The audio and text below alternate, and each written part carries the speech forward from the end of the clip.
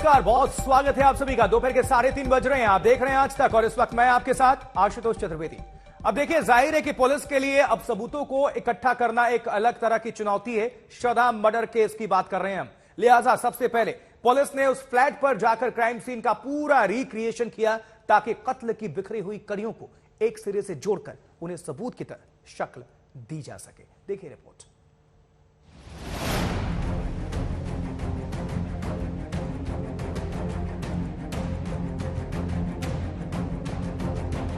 Police पता लगा रही है 18 मई का सच। क्राइम सीन पर वारदात का रिक्रिएशन। आफताब ने कैसे की थी श्रद्धा की हत्या।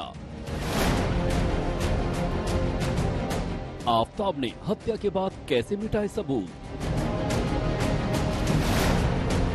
18 मई की रात को असल में क्या हुआ था, इस बात का पता लगाने के लिए सोमवार देर रात आफताब के साथ दिल्ली पुलिस ने उस फ्लैट में क्राइम सीन को रिक्रिएट किया।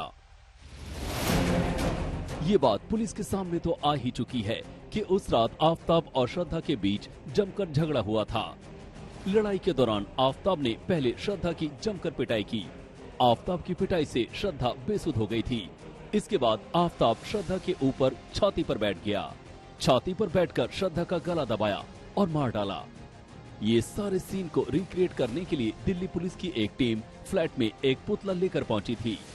पुलिस ने उससे पूछा तो उसने केमिकल की बात कही। तो पुलिस ने कल घर पे जाकर के रिक्रिएट भी किया क्राइम सीन, ताकि ये पता लग सके कि किस तरीके से उसने किस जगह पे मारा और वहां से कोशिश की जाए कि कुछ खून के धब्बे मिले। अगर खून के धब्बे, श्रद्धा के खून के धब्बे उसके घर से मिल जाते हैं तो ये एक बहुत बड़ा सबूत होगा। दिल्ली पुलिस के मुताबिक खून साफ करने के लिए फ्रिज और कमरे को सल्फर हाइपोक्लोरिक एसिड से साफ किया। इसी वजह से खून के धब्बे नहीं मिले। लिहाजा इस बात का पता लगाने के लिए पुलिस ने फॉरेंसिक की टीम को मौके पर बुलाया और बारीक जांच की। दिल्ली पुलिस के तमाम अधिकारी और दिल्ली पुलिस के जवान मौजूद हैं। हालांकि सादी वर्दी में, लेकिन सभी लोग थाने से हैं, दिल्ली पुलिस के लोग हैं। और अब इसके आगे जाने पर पूरी तरीके से पुलिस ने पाबंदी लगा दी है। पुलिस का कहना है कि उनकी कोशिश है कि ज्यादा से ज्यादा जो बॉडी पार्ट्स हैं वो बरामद हो सके, क्योंकि पुलिस को पहले फॉरेंसिक करानी है और फॉरेंसिक के बाद डीएनए कराया जाएगा, ताकि ये स्पष्ट हो सके कि जो पार्ट्स बरामद हो रहे हैं वो श्रद्धा के हैं। मर्डर के बाद आफताब बेफिक्र था। उसे अंदाजा तक नहीं था कि उसका गुनाह जमीन फाड़कर भी बाहर आएगा और उसे सलाखों के पीछे पहुंचा देगा। लेकिन पुलिस के हवाले से 18 मई को हुई हत्या का जो सच सामने आया है वो परेशान कर देने वाला है। यही सामने आया है कि पहले गला दबाकर हत्या की है, उसके बाद लाश के कई टुकड़े किए हैं सर। इस टाइप की चीजें बताई उसने कि ऐसा कुछ किया है उसने। मतलब क्या बॉडी के टुकड़े किए? हाँ। तो उसके बाद क्या, किस तरह से, क्या रोजाना बॉडी के टुकड़ों को फेंकने जाता था या एक साथ फेंक दिया? थोड़ा उसने टाइम गैप पे बॉडी के टुकड़े फेंके, अलग अलग जगह पे टुकड़े फेंके। जानकारी के मुताबिक 18 मई को श्रद्धा की हत्या करने के बाद आफताब ने लाश को सबसे पहले बाथरूम में रख दिया और फिर इंटरनेट पर उसे ठिकाने लगाने के लिए सर्च किया। अगले दिन इलेक्ट्रिक की आरी लेकर आया और शरीर के कई टुकड़े किए। शरीर के और अपने खून से सने कपड़े कूड़ा उठाने वाली वैन में डाल दिए। आफताब ने श्रद्धा के कई बॉडी पार्ट्स को छुपाकर कबर्ड में, किचन में और फ्रिज में रख दिया। इसके बाद उसने इंटरनेट पर सबूत मिटाने को लेकर सर्च किया। जानकारी के मुताबिक बाजार से सल्फर हाइपोक्लोरिक एसिड खरीद कर लाया। इससे उसने फर्श को धोया ताकि फोरेंसिक जांच के दौरान डीएनए सैंपल न मिले। उसे न अपने जुर्म का पछतावा था और न कानून का डर। उसे एहसास तक नहीं था कि उसका गुनाह कितना भयानक है।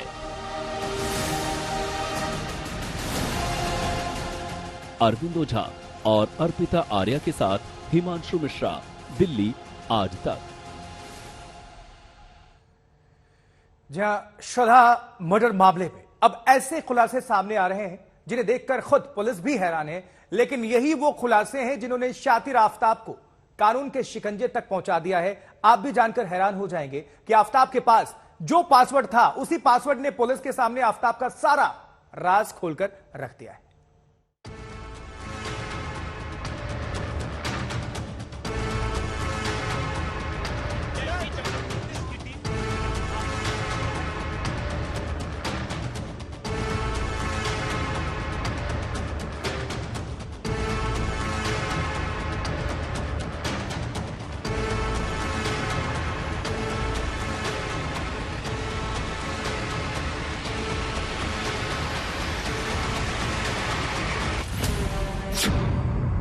आफताब के पास मर्डर का पासवर्ड,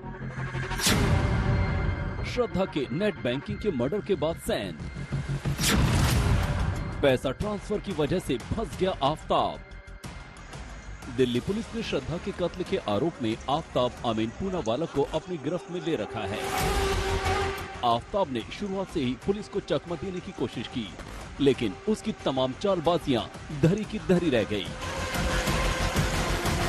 श्रद्धा के बॉडी पार्ट्स को तलाशने की कोशिश की जा रही थी। कुछ बॉडी पार्ट्स अभी तक मिले हैं, लेकिन उनका फोरेंसिक होना बाकी है, क्योंकि फोरेंसिक होने के बाद ये साफ हो पाएगा कि वो मानव अंग है और उसके बाद वो डीएनए कराया जाएगा उसका। वैसे जब से आफताब पकड़ में आया और कत्ल के बाद उसका शातिराना अंदाज सामने आया, तो हर तरफ एक ही सवाल कौन रहा था, आखिर आफताब पुलिस की हथकड़ियों में कैसे फंस गया। आरोपी आफताब ने पुलिस से कहा था कि श्रद्धा 22 मई को झगड़े के बाद घर छोड़कर चली गई थी। आफताब ने यह भी कहा था कि घर से जाते समय वो सिर्फ अपना फोन लेकर गई थी, जबकि बाकी सारा सामान छोड़ गई थी और इसके बाद से वो उसके संपर्क में नहीं है। लेकिन पुलिस की तफ्तीश में आफताब का ये झूठ पकड़ा गया, क्योंकि कॉल रिकॉर्ड ने आफताब की सारी पोल खोल कर रख दी थी। आफताब और श्रद्धा के कॉल रिकॉर्ड से पुलिस ने बहुत कुछ जान लिया। पुलिस के सामने उनकी लोकेशन की जांच की तो कई सच सामने आ गए। इस घने जंगल में, जिसे आप देख रहे हैं, घना जंगल है ये, दिन में आने के लिए आपको सोचना पड़ेगा, लेकिन रात 2 बजे वो शख्स जो इस जंगल को भलीभांति जानता भी ना हो, मुंबई का रहने वाला, दिल्ली आकर शिफ्ट होकर रह रहा हो और 2 बजे यहाँ पहुंचकर ऐसे शवों के टुकड़ों को फेंकता हो, तो किस तरीके की मानसिकता होगी आप अंदाजा लगा सकते हैं। और अब पुलिस इसको लेकर जांच कर रही है, हर एक एंगल खंगाले जा रहे हैं, क्योंकि ये आसान नहीं है। ये कल और परसों की घटना नहीं है। इस घटना को हुए 5 महीने से भी ज्यादा का वक्त हो चुका है। लेकिन आफताब ने यही अकेला फर्जीवाड़ा नहीं किया, बल्कि उसने श्रद्धा के खाते से पैसे तक चुराए। पुलिस को पता चला कि 26 मई को श्रद्धा के नेट बैंकिंग अकाउंट ऐप से आफताब के अकाउंट में 54,000 रुपए ट्रांसफर किए गए, जबकि आफताब ने पहले कहा था कि 22 मई के बाद वो श्रद्धा के संपर्क में आया ही नहीं। 26 मई को जो बैंक ट्रांसफर हुआ था उसकी लोकेशन भी मेहरौली थाना ही निकली। इतना ही नहीं, 31 मई को श्रद्धा के इंस्टाग्राम अकाउंट से उसके दोस्त के साथ एक चैट हुई थी। जब पुलिस ने श्रद्धा के फोन का लोकेशन निकाला तो वो दिल्ली के मेहरौली थाना इलाके का निकला। यानी पुलिस को ये पता चल चुका था कि आफताब के पास श्रद्धा का न सिर्फ सोशल मीडिया अकाउंट का पासवर्ड मौजूद है, बल्कि उसके बैंक खाते की भी सारी जानकारी है और वो श्रद्धा का नेट बैंकिंग का पासवर्ड भी जानता है। हालांकि शुरू में तो आफताब इन सवालों के जवाब देने से कतराता रहा, लेकिन जब पुलिस ने पूरा कच्चा चिट्ठा उसके सामने रख दिया तो उसे कबूल करने में देरी नहीं लगी। अरविंद ओझा और अर्पिता आर्या के साथ हिमांशु मिश्रा, दिल्ली आज तक। और इस बीच देखिए, आपको बताते हैं कि आखिर पुलिस ने कोर्ट से नार्को टेस्ट की मांग क्यों की, यानी जरूरत क्या पड़ी थी। देखिए, जरा नजर डालिए। जांच में सहयोग नहीं कर रहा है आरोपी आफताब, ये पुलिस के मुताबिक है। पहली थ्योरी तो ये। अब दूसरे पहलू की बात कर ले, दूसरे बिंदु की बात कर ले, तो जांच को भटकाने की पूरी कोशिश कर रहा है ये आरोपी आफताब। वहीं श्रद्धा के मोबाइल की जानकारी भी अब तक इसने मुहैया नहीं कराई है। वहीं वारदात में इस्तेमाल हथियार के बारे में भी इसने बयान नहीं किया है। यानी पूरी तरह से केस को भटकाने और घुमाने की कोशिश आफताब की तरफ से। जांच में सहयोग नहीं कर रहा है और आरोपी को साइको एक्टिव दवा भी दी जाती है। यानी कि नार्को टेस्ट क्या है, जरा इसके बारे में भी आपको हम बता दें, जान लीजिए। जो दवा दी जाती है उसे ट्रुथ ड्रग भी कहा जाता है। यानी इस ड्रग को देने के बाद इंसान सच बोलता है। कई मामलों में सोडियम पेंटोथोल का इंजेक्शन भी इसमें लगाया जाता है, दिया जाता है। अब खून में दवा पहुंचते ही आरोपी अर्धचेतन अवस्था में पहुंच जाता है। यानी कि आप समझ सकते हैं कि आप खुद के इंद्रियों पर काबू नहीं करते हैं। अर्धमुर्शिद आरोपी से जांच टीम अपने पैटर्न में सवाल पूछती है ताकि वो केस को गुमराह ना कर सके। टीम में फॉरेंसिक एक्सपर्ट्स, मनोवैज्ञानिक और डॉक्टर्स शामिल होते हैं। पूरी टीम होती है, पैनल होता है। आरोपी को जिस तरह से आपको हम बता रहे हैं साइको एक्टिव दवा दी जाती है। तो यह है नार्को टेस्ट और इसकी जरूरत क्यों पड़ी, आप समझ रहे हैं।